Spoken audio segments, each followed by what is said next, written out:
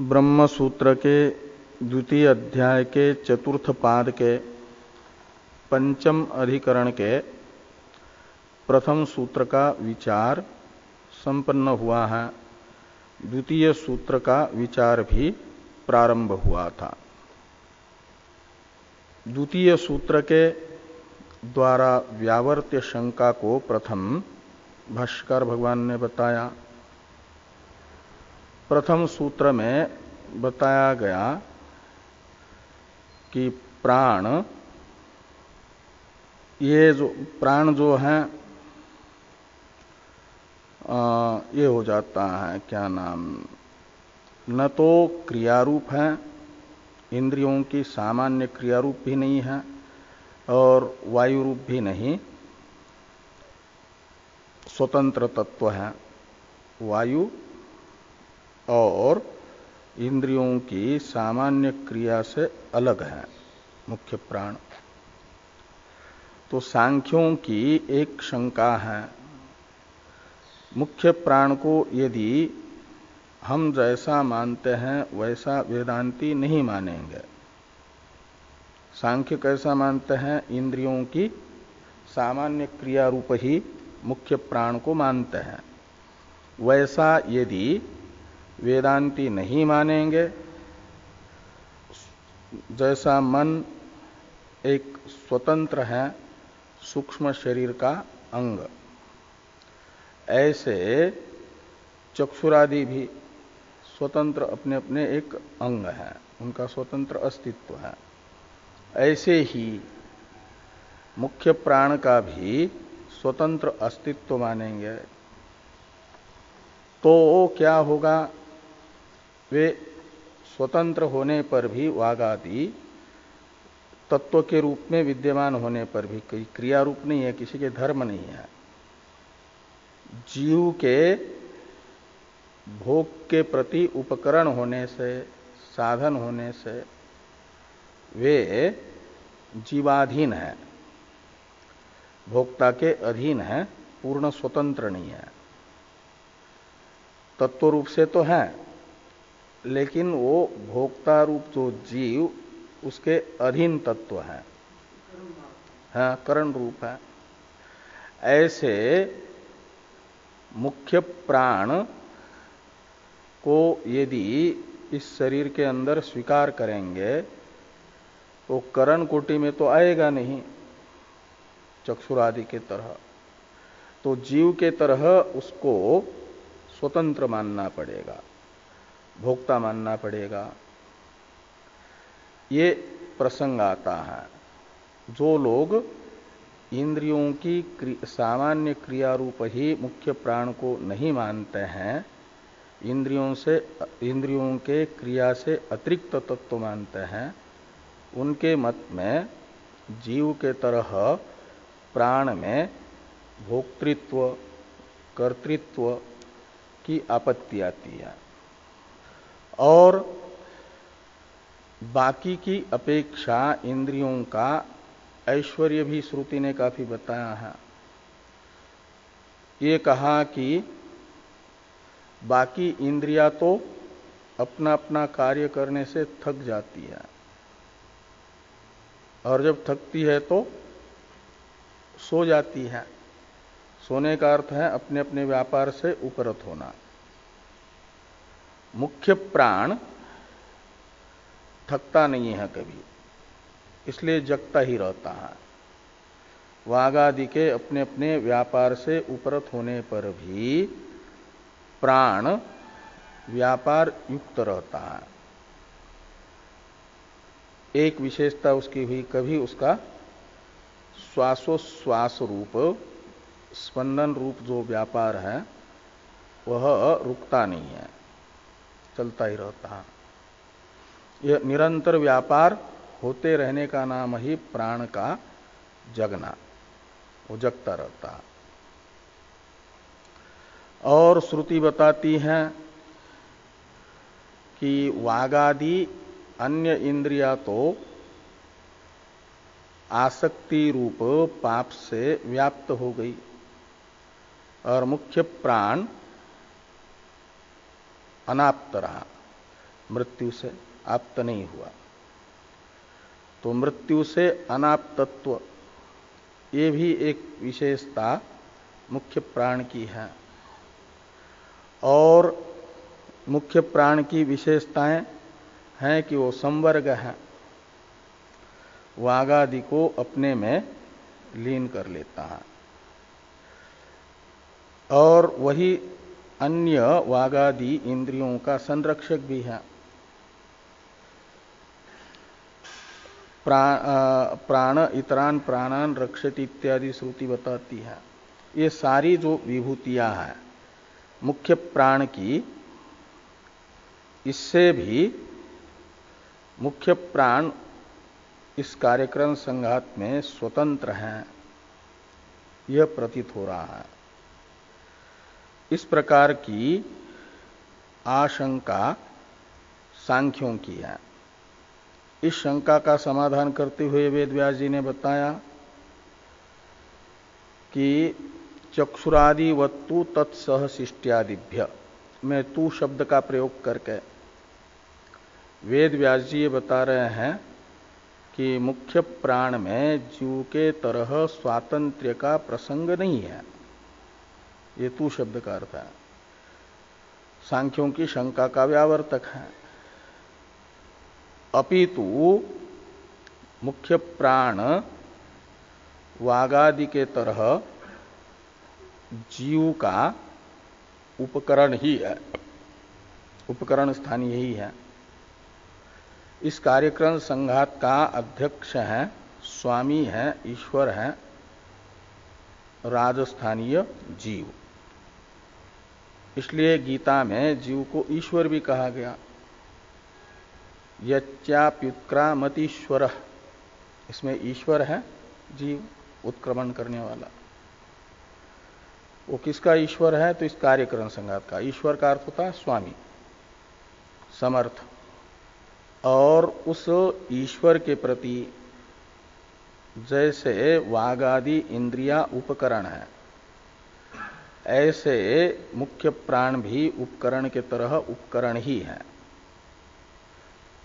उपकरण कहते हैं भोग साधन को। तो जैसे राजा के अन्य मंत्री राज्य का अलग अलग एक एक विभाग संभाल करके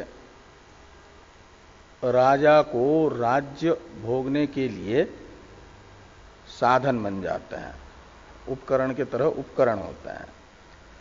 ऐसे प्रधानमंत्री भी राजा का सर्व कार्य संपन्न करने वाला होने से अन्य मंत्रियों के तरह राज्योपभोग में साधन ही है। राजा के निर्देश का पालन करता है। अन्य मंत्रियों को अपने अधीन रखता है, अलग बात, लेकिन राजा के अधीन ही रहता है कि नहीं प्रधानमंत्री भी।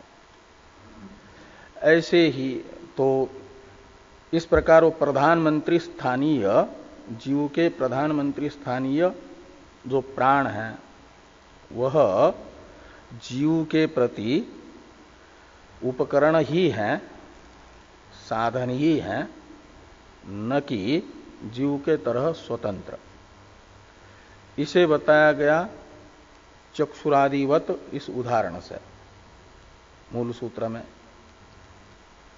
मुख्य प्राण में जीव के भोग के प्रति उपकरणत्व अनुपपन्न है, असिद्ध है। इस प्रकार की शंका का निराकरण करने के लिए हेतु है कि तत्सहशिष्ट्यादिभ्य, तत्सहशिष्ट्यादिभ्य में तत्का अर्थ है इंद्रिया, वागादि। तो वागादि इंद्रियों में जैसे उपकरणत्व है, ऐसे मुख्य प्राण में भी उपकरणत्व है। क्यों? तो कहते हैं इसलिए कि वागादि इंद्रियों के साथ ही मुख्य प्राण का पाठ है। प्राण संवाद आदि में भी और अन्यत्र भी कई स्थान पर वाग आदि के साथ मुख्य प्राण का पाठ होने से मुख्य प्राण में प्राय ऐसा देखा जाता है कि जो साथ साथ पढ़े जाते हैं, साथ साथ जिनका पाठ होता है, वे होते हैं समान धर्मी। समान धर्मियों का ही सहपाठ हुआ करता है। तो इंद्रियों में और मुख्य प्राण में कोई न कोई समान धर्म मानना पड़ेगा, जो हेतु बनेगा सहपाठ का। तो क्या समान धर्म होगा? तो यही समान धर्म है कि इंद्रिया भोगोपकरण है, ऐसे मुख्य प्राण भी भोग का उपकरण है। एक समान धर्म उपकरणत्व रूप, जीव के भोग के प्रति उपकरणत्व रूप समान धर्म वागादि का मुख्य प्राण में देख करके ही श्रुति ने वागादि के साथ मुख्य प्राण का पाठ किया है। ये तत्सह शिष्टि का अर्थ निकलेगा। और आदि शब्द से मुख्य प्राण में सावयवत्व, जड़त्व, भौतिकत्व ये सब हेतु लेना। तो जैसे वागादि जड़ है, ऐसे मुख्य प्राण भी जड़ हैं। जैसे वागादि इधर आ सकते हैं।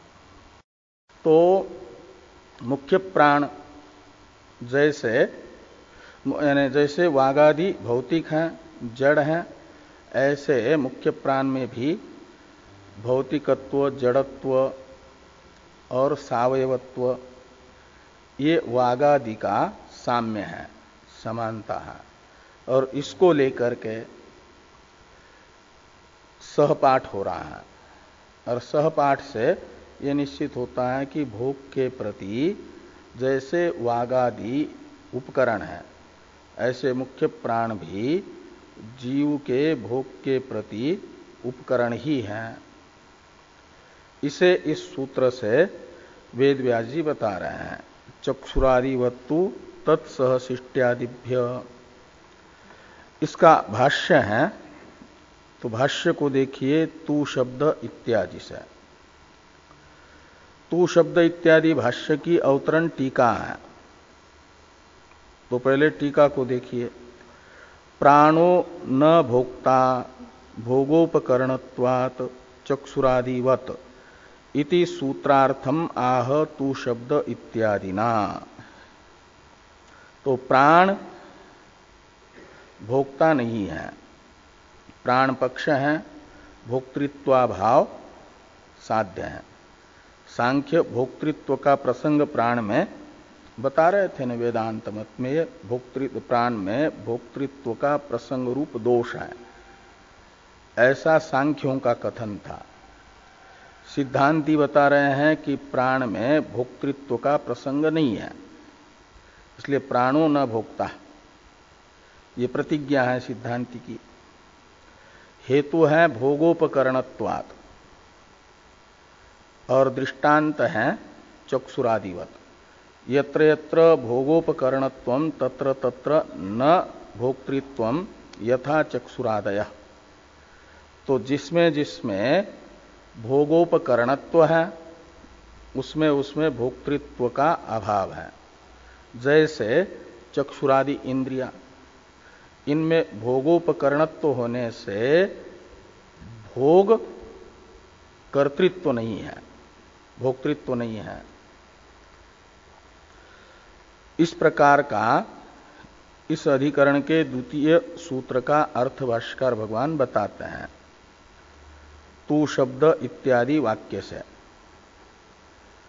तो भाष्य को देखिए।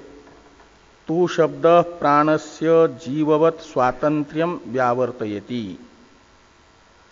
सूत्र में वेद व्यास जी के द्वारा प्रयुक्त तू शब्द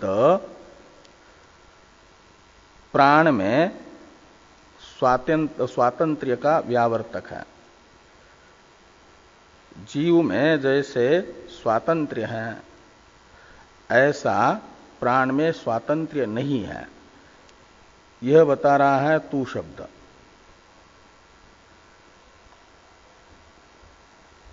और चक्षुरादिवत इस पद की व्याख्या कर रहे हैं अब।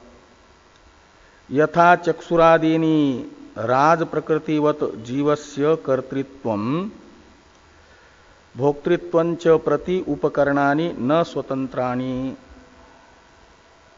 तो जैसे चक्षुरादि इंद्रियां राज प्रकृति के तरह यानी राज सेवकों के तरह, राजा के सेवकों के तरह जीव के कर्तृत्व और भोक्तृत्व के प्रति साधन है, उपकरण है।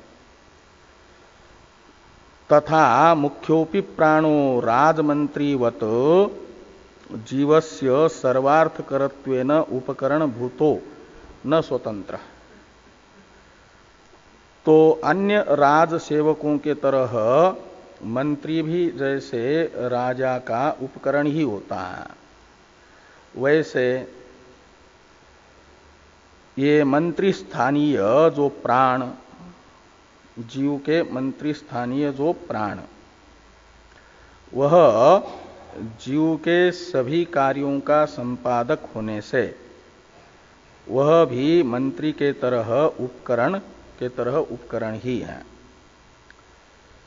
न स्वतंत्र यानी भोक्ता न, ये चक्षुरादिवत का अर्थ कर दिया। तत्सहशिष्ट्यादिभ्य इत्यादि की व्याख्या कुतः इत्यादि से हो रही है। तो इसमें कुतः शब्द से हेतु पूछा जा रहा है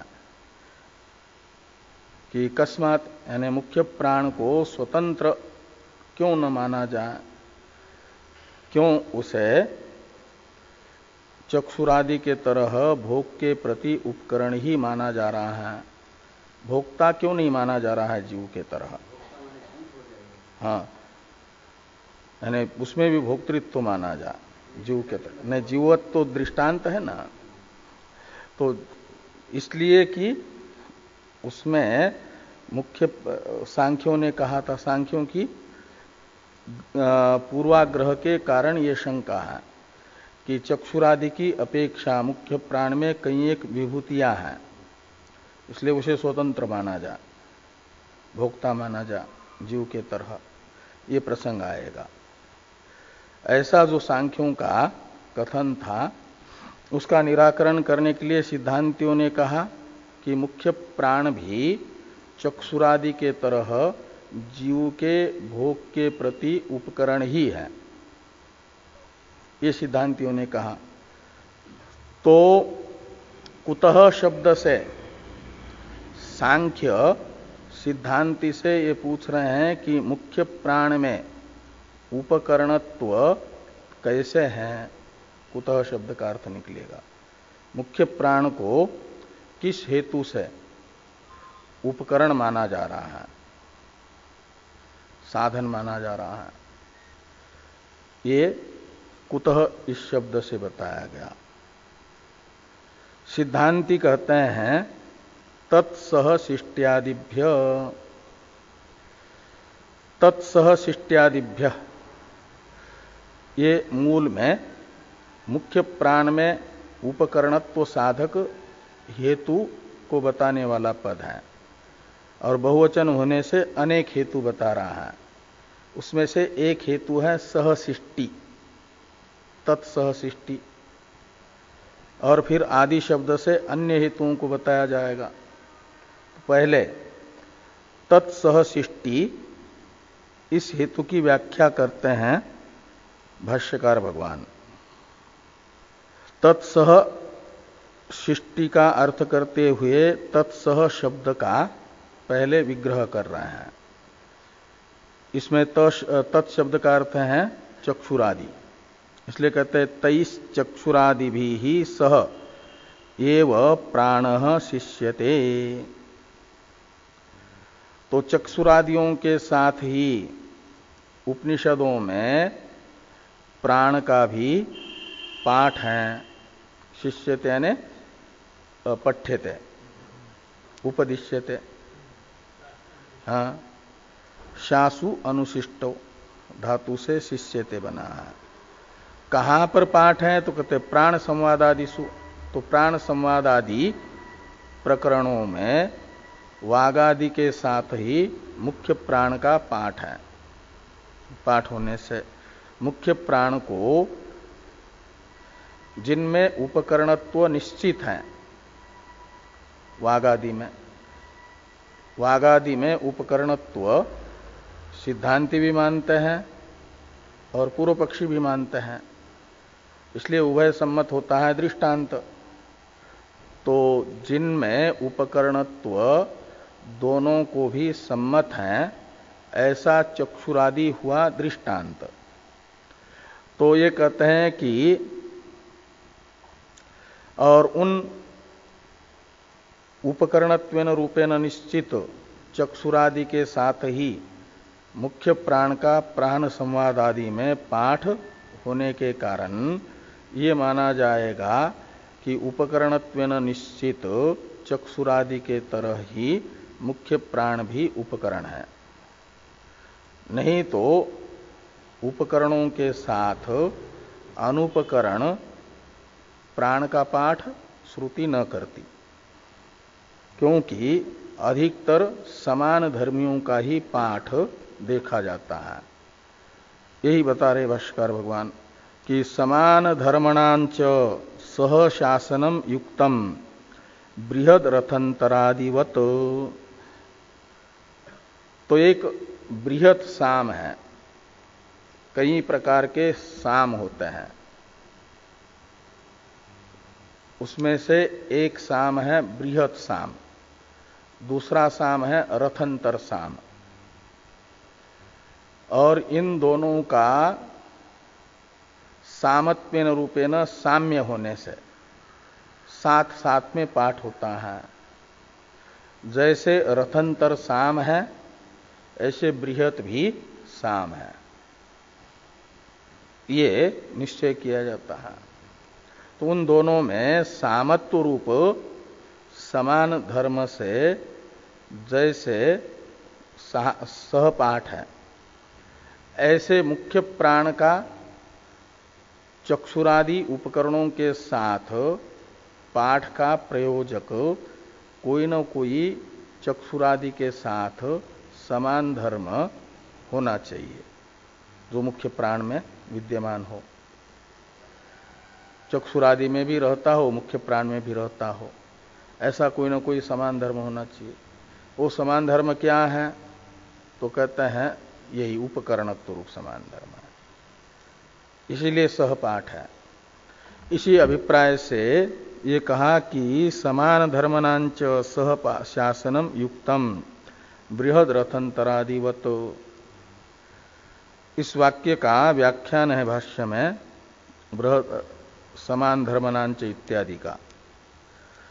यथा बृहद रथंतरयोः सर्वत्र सह प्रयुज्यमानत्वेन सामत्वेन वा साम्यात् सह पाठ। कहते बृहत और रथंतर इन दोनों का साथ ही साथ पाठ होता है सर्वत्र। इन दोनों का सहपाठ प्रयोजक धर्म कौन है? तो कहते हैं सह प्रयुज्यत मानत्व रूप धर्म मान लो या सामत्व रूप धर्म मान लो। तो सह प्रयुज्य मानत्व अथवा सामत्व रूप समान धर्म के कारण ही बृहत और रथंतर इन दोनों का सहपाठ होता है। ये उदाहरण हुआ। ऐसे अब दार्ष्टान्त में कहते हैं तथा कर्णैहि सह उपकरणत्वेन साम्यात् प्राणस्य पाठ इति न हेत्व सिद्धि इत्यर्थ। तो कर्ण रूप जो इंद्रिया चक्षुरादि उनके साथ मुख्य प्राण का उपकरणत्व रूप समान धर्म है, और इसी साम्य को देख करके चक्षुरादि के साथ प्राण संवाद आदि में मुख्य प्राण का पाठ है। इसलिए उपकरणत्व रूप जो हेतु है वो असिद्ध नहीं है। कहा सिद्धांतियों ने जो अनुमान बताया, टीका में भाष्य के शुरू के अवतरण में जो अनुमान बताया था, प्राणो न भोक्ता उपकरणत्वात् चक्षुरादिवत, इस अनुमान में सिद्धांति के द्वारा प्रयुक्त जो हेतु है उपकरणत्व रूप हेतु, उसकी पक्ष में असिद्धि नहीं है, सद हेतु है। असिद्धि न होने से, असिद्धि कहते हैं अभाव के निश्चय को। पक्ष है प्राण और उसमें उपकरणत्व रूप हेतु का अभाव निश्चित नहीं है, अपितु हेतु ही निश्चित है, उपकरणत्व रूप हेतु का निश्चय हो रहा है। तत्सह सृष्टि रूप हेतु से हेतु की सिद्धि हो रही है, ये यहां पर बताया गया। अब मूल यहां तक तो व्याख्यान हुआ तत्सह सृष्टि इस हेतु का, मुख्य प्राण में उपकरणत्व साधक तत्सह सृष्टि हेतु की व्याख्या हुई। मुख्य प्राण भोक्ता नहीं होगा इसको बताने वाले अन्य हेतुओं का परामर्शक है सूत्रस्थ आदि शब्द। उसे भाष्यकार भगवान कह रहे हैं, आदि शब्देन संहतत्वा चेतनत्वादीन प्राणस्य स्वातंत्र्य निराकरण हेतुन दर्शयति।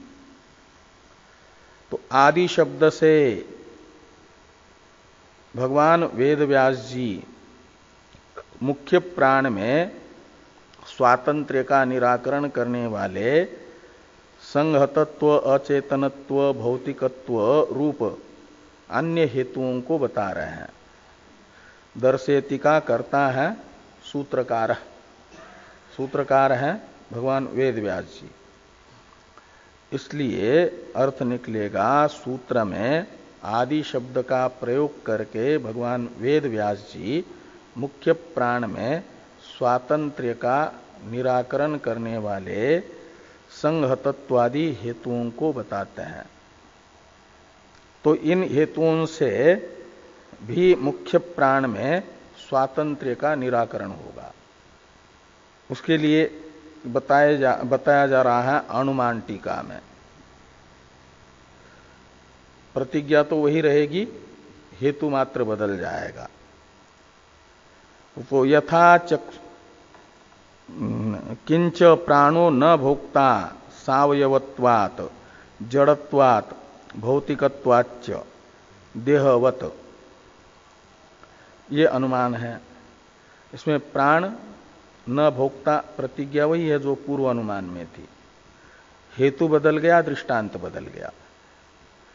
पूर्व अनुमान में हेतु था भोगोपकरणत्वात्, यहां हेतु बनेंगे सावयवत्वात् एक हेतु, दूसरा जड़त्वात्, तीसरा भौतिकत्वात्, और दृष्टांत है देह। वहां दृष्टांत थे चक्षुरादि। तो यत्र यत्र सावयवत्वम तत्र तत्र न भोक्तृत्वम यथा देह, ये जो भोगाधिकरण है, शरीर को कहा जाता है भोगाधिकरण। यद भोगायतनम तदेव शरीरम, ये शरीर का लक्षण ही है। और भोग शब्द का अर्थ होता है सुख दुख अन्यतर साक्षात्कार भोग, सुख का अनुभव या दुख का अनुभव भोग शब्द का अर्थ है। और शरीर उसे कहते हैं जो भोगायतन है। भोगायतन का मतलब सुख के अनुभव या दुख के अनुभव के लिए जीव का आधार है, आश्रय है, अधिकरण है। अर्थात जीव जिसमें रह करके अपने किए हुए पुण्य और पाप का फल सुख या दुख का अनुभव जिसमें रह करके करता है उसे कहा जाता है शरीर, देह। तो 84 लाख प्रकार के शरीर हैं और उन शरीरों में रह करके जीवात्मा अपने किए हुए पूर्व पुण्य या पाप का फल सुख या दुख का अनुभव करता है। वह अनुभव ही भोग है और उसके प्रति उपकरण है इंद्रिया और शरीर है भोगायतन, इसलिए भोक्ता नहीं है, भोक्ता जीव है। तो जैसे शरीर सावयव होने से भोगायतन तो है लेकिन भोक्ता नहीं है, ऐसे मुख्य प्राण भी शरीर के तरह ही सावयव होने से वह भोक्ता नहीं होगा। जो जो सावयव है उसमें भोक्तृत्व नहीं है। जैसे शरीर सावयव है इसलिए भोक्ता नहीं है, तो मुख्य प्राण भी सावयव होने से भोक्ता नहीं होगा। इस प्रकार सावयवत्व हेतु से मुख्य प्राण में भोक्तृत्व का निषेध होगा, एक हेतु हुआ। दूसरा है अचेतनत्व यानी जड़त्व। तो यत्र यत्र जड़त्वम तत्र तत्र न भोक्तृत्वम यथा देह। तो जो जड़ होगा वह भोक्ता नहीं हो सकता। भोक्ता कहते हैं भोग करने वाले को, और भोग का अर्थ है अनुभव। अनुभव तो ज्ञान है, वो चेतन को हो सकता है, जड़ को नहीं। तो जैसे शरीर जड़ होने से उसे सुख का अनुभव या दुख का अनुभव नहीं होता, इसमें रह करके जीवात्मा सुख या दुख का अनुभव करता है, शरीर को सुख या दुख का अनुभव नहीं होता। इसलिए बेहोशी में शरीर में कितना भी दुख हो या बेहोश व्यक्ति को कितना भी सुख हो उसका अनुभव नहीं होता। निद्रा में शरीर तो रहता है लेकिन शरीर को चाहे सारी सुविधा संपन्न कमरे में सो जाए और गहरी नींद आ जाए तो उन सुविधाओं का अनुभव शरीर को नहीं होता। और फुटपाथ पर भी कोई सो रहा है और गहरी नींद में है तो वहां जो मच्छर आदि काट रहे हैं और जो वहां कष्ट हो रहे हैं उन कष्टों का भी अनुभव जीव को नहीं हो, क्या नाम, शरीर को नहीं होता। और जिसको अनुभव होता है वो दूसरी अवस्था में है, निद्रा में है। वहां भोग के उपकरणों का वृत्तिलय है, व्यापारोपरम है। इसलिए भोगोपकरण के अभाव में जीव भी उस समय कोई अनुभव नहीं करता और शरीर तो अनुभव करता ही नहीं है जड़ होने से। तो शरीर में जैसे जड़त्व होने से भोक्तृत्व नहीं है, सुख दुख अनुभवित्व नहीं है। भोक्तृत्व का अर्थ होता है सुख दुख अनुभवित्व। ऐसे मुख्य प्राण में भी जड़त्व होने से सुख दुख अनुभवित्व नहीं रहेगा। ये दूसरा हेतु है। और तीसरा हेतु है संहतत्व। संहत कहा जाता है समुदाय को, संघात को। तो संघात रूप होने से भी ये शरीर जैसे भोक्ता नहीं है, ऐसे प्राण भी संघत रूप है। इसलिए जो संघात होता है उसे सांख्य स्वयं ही कहते हैं वो परार्थ होता है। संघातस्य परार्थत्वात्, ये सांख्यों का सांख्य तत्व कौमुदी में वाक्य ही है कि जो संघात होता है वो परार्थ होता है। जैसे मकान संघात रूप है, का मतलब समूह रूप है। कहीं एक ईंट पत्थर सीमेंट सरिया आदि का संघात रूप है। तो स्वयं अपने लिए नहीं है, अपितु उनसे अलग जो ग्रह स्वामी है उसके लिए संगात रूप गृह होता है, उसका साधन होता है।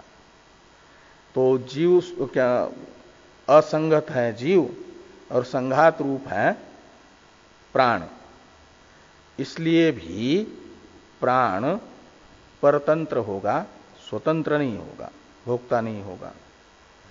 इस अभिप्राय से तीसरा हेतु बताया संहतत्वात्। तो सावयवत्वात्, जड़त्वात् और ये भोक्तृत्व भौतिकत्वात् एक हेतु है। संगतत्व भी एक हेतु था और भौतिकत्व भी है। तो शरीर जैसे भौतिक होने से, भौतिक कहते हैं भूतों के कार्य को, भूत हैं आकाश, वायु, अग्नि, जल, पृथ्वी, और इन 5 भूतों का ही कार्य है, परिणाम है शरीर। जैसे ऐसे अपंचकृत पंचमहाभूतों के सम्मिलित रजोगुण का ही परिणाम है मुख्य प्राण भी। तो शरीर के तरह ही मुख्य प्राण को भी भौतिक कहा जाएगा। और यत्र यत्र भौतिकत्वम तत्र तत्र न भोक्तृत्वम, यथा देह, जो भी भौतिक है वह भोक्ता नहीं होगा शरीर के तरह। मुख्य प्राण भी भौतिक होने से भोक्ता नहीं है, और जीवात्मा भौतिक नहीं है इसलिए भोक्ता है। तो आदि शब्द का प्रयोग करके मुख्य प्राण के स्वातंत्र्य का निराकरण करने वाले इन सावयवत्व, जड़त्व, भौतिकत्वादि हेतुओं को वेद व्यास जी ने बताया। तो इस प्रकार ये जो इस अधिकरण का द्वितीय सूत्र है इसका विचार पूरा होता है। अब शाद एतत् इत्यादि से भाष्य में तृतीय सूत्र के द्वारा इस अधिकरण के जिस शंका का समाधान करना है उस शंका को बता रहे हैं भाष्यकार भगवान। शाद एतत् यदि इत्यादि से, इस पर चर्चा हम लोग करते हैं कल।